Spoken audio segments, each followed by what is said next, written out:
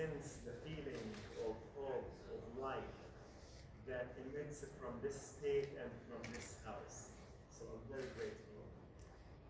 I was unjustly kidnapped or detained, if you want to go by the legal term, and without the support and the love that I received from the people of Vermont, Vermonters, and the representatives of the people in Vermont, I may not have been here today among you.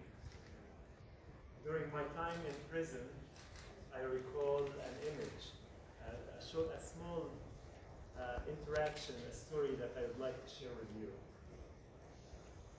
I was in section AC, where it's mixed between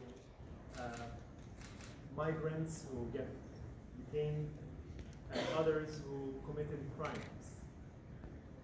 And I was in the same cell with a person whose name is Arnoldo from Mexico, a farmer, a farm worker who was planting our food, the organic, delicious produce that we are so proud to have from Vermont.